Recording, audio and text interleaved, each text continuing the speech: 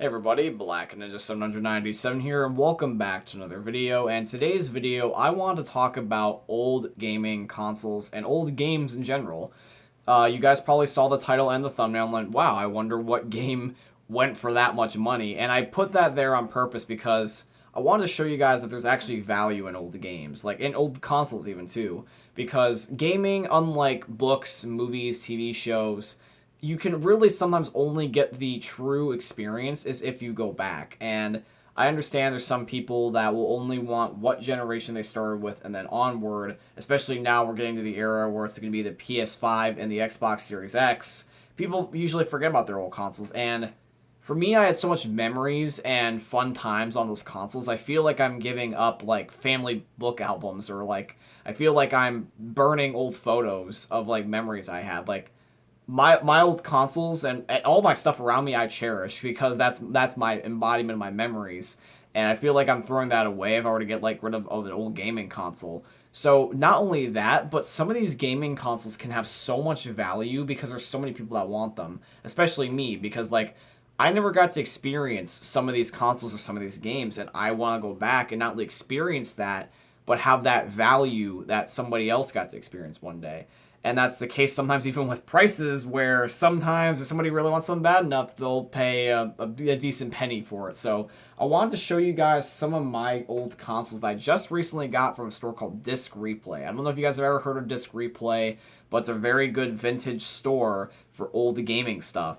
And they've had old consoles there, they've had old games there, they have collector's editions of stuff there, and they're all a fairly decent price, unlike something like, let's say, GameStop.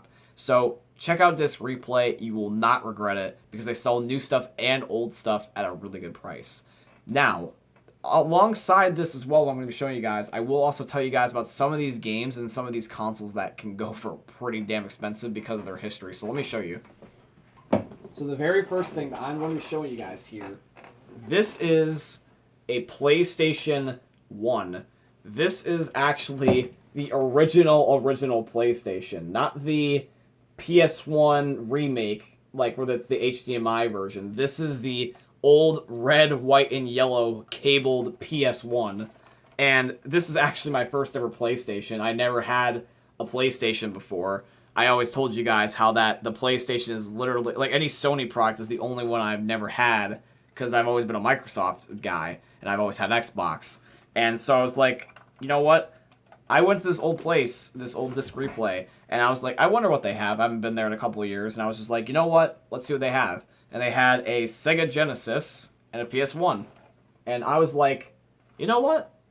I've never had a PlayStation, and there's no point in getting a PS4 now because the PS5's coming out. And I was planning on getting the PS5 as my first console, but I was like, I wonder how old the PS1 would be. It's from 1995. So this thing has been around for a while, and it was actually like pretty much dirt cheap. I got a PS1 with its controller and its game. Like I got like two games for it, and I got it for like $70, not even like $65. I spent the cost of a little bit over a current game for a whole console and a couple of games. And this thing is ancient. You can see it's so old school that it had external memory cartridges instead of a built-in hard drive. And it's just as simple as the buttons of open, power, and reset. And it's just as simple as that. You hit this little button and boop, the little disc tray pops out. So the PS1 has a really good history because I don't know if you guys knew this, but the history briefly about the PS1 was that originally back in the 90s, Sony was working with Nintendo to make the Nintendo PlayStation. And you can see where this is going here. The Nintendo PlayStation was originally what this thing was going to be called. And what happened is that Sony, when they were making this with Nintendo changed their mind, and like they were like, you know what, we're not going to make a Nintendo PlayStation. We basically changed our mind. It was going to be supposed to be like an adapter or an add-on for like CDs and stuff like that for one of their old consoles. And Sony was like, screw it. From our knowledge of what we learned from Nintendo, let's just make our own freaking console. And that's when the PS1 was born. And this is actually one of the most selling consoles of all time. I think statistically this is the third best selling console. Well, specifically console, it's second, but third selling gaming device ever of all time. It's sold so much that it's unfathomable. Sony's always been known for their PlayStations. In fact, also, the funny thing is that here is the PS1 controller, and the funny thing is with the PlayStation controllers is that they're almost identical to the other controllers throughout the generations. Like the PS1, PS2, and the PS3 almost all had exactly identical controllers. See, the one thing with the PS1 controller, though, is that it came in 2 versions, and the original version actually came with no analog sticks. The analog sticks were actually an add-on. Like, originally, it was just the D-pad and the buttons. That was the PS1 controller. And the PS2 started the analog sticks, but they did add to older PlayStation 1s. And you actually had to turn on the thumbsticks with a button, which was kind of funny. They were actually considered an add-on bonus, which I really think that that's funny for a PS1. And the PS1 goes for, if you go on eBay / Amazon, they're pretty expensive. Sometimes you can find them from anywhere up to a couple $100. Like, roughly, I would say that most of the time when I look on eBay, I see them for $100 to $200. And that's the cheap stuff. Sometimes they're up to $1,000 if you look hard enough. I think the absolute value this thing can go for is at least $1,000. So that's the PS1. But a lot of people remember this bad boy. This is what came right after it. This is the PlayStation 2. So I also got another PlayStation. And the PlayStation 2, for those of you that do not know, is the best-selling gaming console and device of all time. The PS2 is the most-selling console because back in the day, in 2000 was when this thing came out, one of the things that Sony had going for them was that this was not only built off the hype for the PS1, because the PS1 did so well, but also as well as that back in the day, one of the things they advertised for this is that it was actually a DVD/Blu-ray player, and it was just an affordable one because a Blu-ray player/DVD player was expensive back then because streaming services didn't exist. But the PlayStation 2 at the time could stream DVDs, so instead of having a DVD or a Blu-ray player, you could just bought a cheap PS2 in comparison, and you could also play the games on top of that. So it was a win-win for the whole entire household, and that's one of the things that's made it stand out.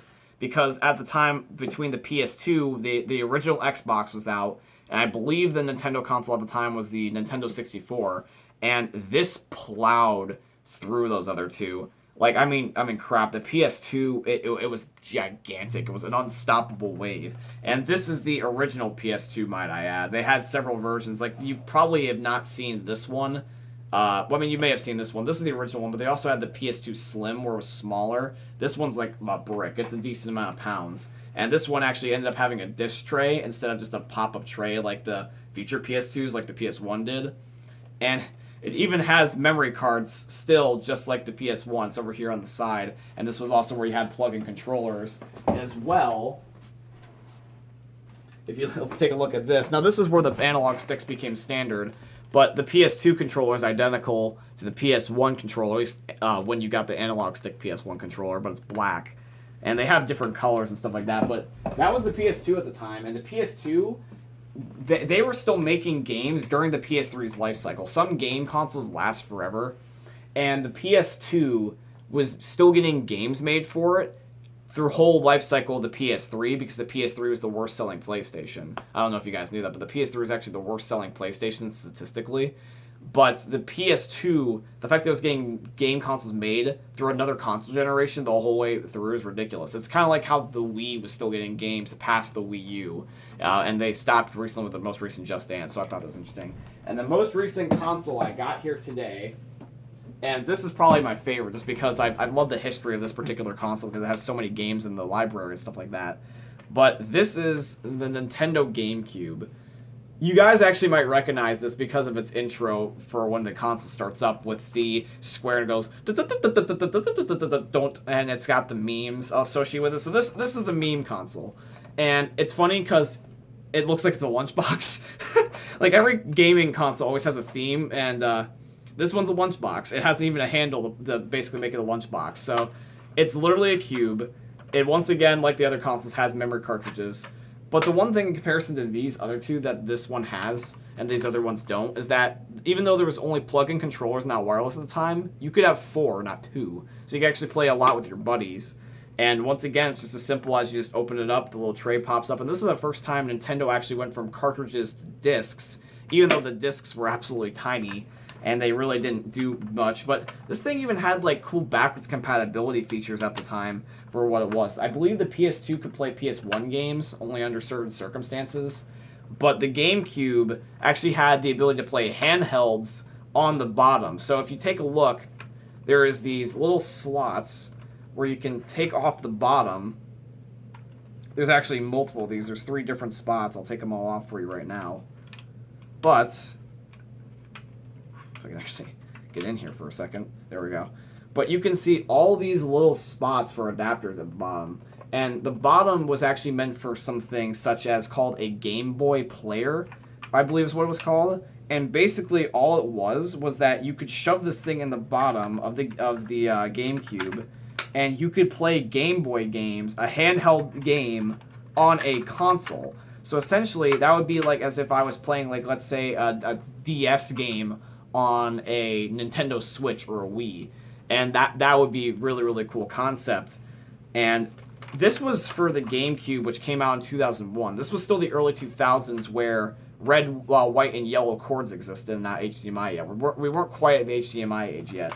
And this thing has such a good game library. There were so many good games on here. There was like multiple Zelda games, Kirby games, there was Mario games, there was everything on this console. And I think this is honestly one of the best gaming consoles Nintendo has ever made. I would say the Switch, the Wii, and the GameCube, or at least for me, a couple of my favorite Nintendo consoles. And I've only had this thing for a day, but I've wanted this thing for so long. So the Wii, GameCube, and Switch are like by far some of the best. And I understand people like the SNES and the NES, but it's just not quite the same for me. But the one weird thing about the GameCube was the controller. The GameCube controller is interesting to say the least. It's not quite as bad as the Nintendo 64 controller, which I have no idea how I'm going to get around that when I do eventually get a Nintendo 64, because I'm planning on collecting them all. But you can see here that it's kind of funky. The D-pad is down here, and the one thumbstick is here, and then the other thumbstick's here. But the button layout right here is a little funky, and there's only one bumper right here, this one purple bumper, and there's not another one here. But the triggers feel smooth. Like, it looks weird, but it feels fine. It's about specifically the design. It's like an ugly woman that's good at sex. I mean, as much as that sounds like a sexist joke, but it can be a guy too.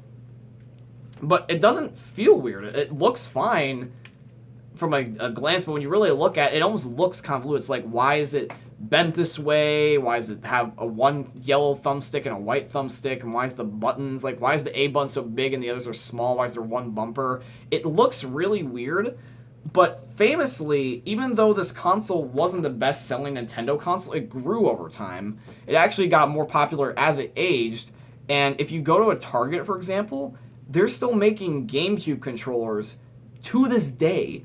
They're making them because when the GameCube came out, eventually a little while later, they had Super Smash Bros. Melee, which is the most famous Smash Bros. Game. And everyone loved that game so much that for things like Smash Bros. Ultimate, they made GameCube Switch controllers for people that played Melee and wanted to get Smash, so that way they could have the same feel again. There's literally GameCube controllers specifically made for modern consoles, and that just astounds me. So, for example, if this controller broke, I could go to a Target in 2020 and get a GameCube controller. That's just nuts. And they have different colors, and I happen to get the purple one. And at Disc Replay, the console was selling for $100, and there was only one left. I've wanted this for a while, when the PlayStation 1 and 2 were $60. And I actually ended up getting the price of the GameCube for $100. So really, other than the extra $20 for this console alone, I spent an extra $20 to get a GameCube compared to getting 2 PlayStations at the same time if I were to bought them all together. That's just nuts. And also as well, since there was no digital downloads at the time, I will show you guys the games real quick. The one's not exactly the way it should be because of the fact that it's hard to find the old packaging. But this is actually really, really cool. So, for the PlayStation 1, I got Tony Hawk Pro Skater 1. And this was actually when they used CDs, cases, as game cases. Like, this is something that you would see like for a CD in a car. And this is the original case. for the PlayStation 1 game, and you can see that this is the original disc and the original ad. Like, if you look at the ads, or the manuals in here, it's so weird. They're like, giveaway for something from the 1990s, and it's just like, wow, that is weird to see what was popular back in the day. I also got a Spider-Man game for the PS1, but it's in a PlayStation 2 case and has just weird 2D art. But it is the original game, and it does work. So that is actually pretty cool. Nothing really too much to say there. Then we get into PS2, and we get into one of the most famous series that we know about as a competitor to Call of Duty, but there's Medal of Honor Frontline. I got one Medal of Honor game. It's a PS2 campaign of World War, and I think this game is pretty cool for what it was. I have not played these games, but you can get these for dirt cheap, man. Like, literally, this was $4 to get a game when most games cost the price of that console. And then this one's my favorite. As you guys know, I just finished Zelda Breath of the Wild, and I wanted to go back to the old Zelda games. And they had this in the box, and I just couldn't pass this up. But I got a original copy of Zelda Breath... not Zelda Breath of the Wild. Breath of the Wild's the subcategory. But I got The Legend of Zelda Wind Waker. And this is just nuts. And they charged $44.99 for this because it's in its original box. This is the actual original box. This is not a GameCube box that happens to have a replaster of the old image. Like, this is the original, like, in the store the day it came out, imaging and packaging. And you can take a look and see this, but look how tiny the CD or the DVD or the disc in general was for the GameCube. They were mini discs at the time. And here's the ads and the pamphlets and everything. This is the original. So this is the GameCube equivalent of Zelda. And it's just beyond me how that's just happened throughout all the time. So these are all the consoles. And then one last thing as well, this is just something really quickly. This is more of a handheld. But I said I had this a long time ago, so you guys already know this. But I actually have a handheld. This is a Game Boy Advance SP. This was the last handheld right before the DS. And it's a flippable. You can flip it up and down. But the Game Boy was the predecessor of the DS. And the handhelds, like, they've gone through so many phases. But this one is the best one because it's a flip.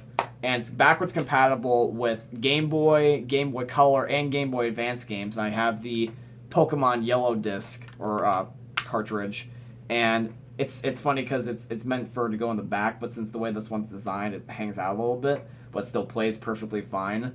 And this is honestly cool because the Game Boys back in the day, at least the original Game Boy, didn't have a backlight and also didn't have any color. Then the Game Boy Color came out with color, but still didn't have a backlight, so you had to get these attachable lights that would shine on the screen. It was weird. And the Game Boy Advance had a backlight, I believe, and then also color.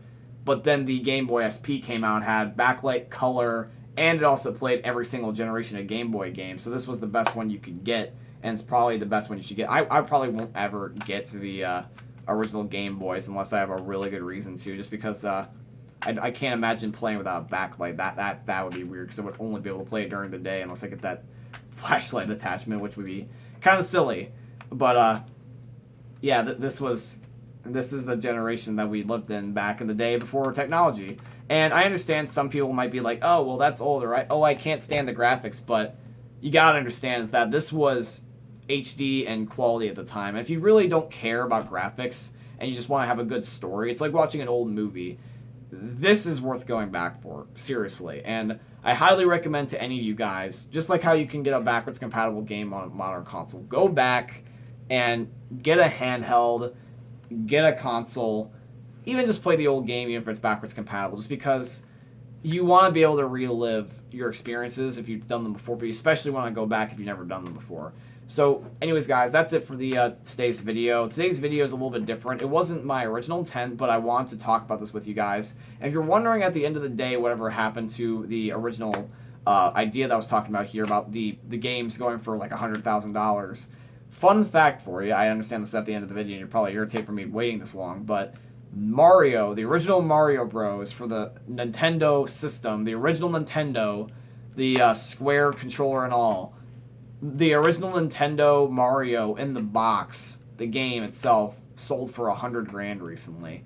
and that's just beyond me. And it's gonna probably keep going up. And who knows? Maybe one day this copy of, like, let's say Pokemon Yellow, or that PS2 that I had, because I don't know if you can see in the corner, but if I can point my finger right way, but up there, I got it in the box. That's the PS2's box in the top corner of my closet. It's a blue box, and you probably can't tell, but I got the PS2 in mint condition in the box. I had set it from the date 2000 when it came out to 2020, 20 years, and that's just ridiculous. So who knows, maybe that PS2 or this Game Boy or the PlayStation 1 or the GameCube, or hell, maybe even one day my current Xbox, like the Xbox One, will be worth several dollars one day. But yeah, guys, I hope you ended up enjoying. If you ended up enjoying this video, please consider dropping a like, comment, and subscribe, and I'll see you guys on the next one. Thanks for watching, guys, and peace out. Have a good one.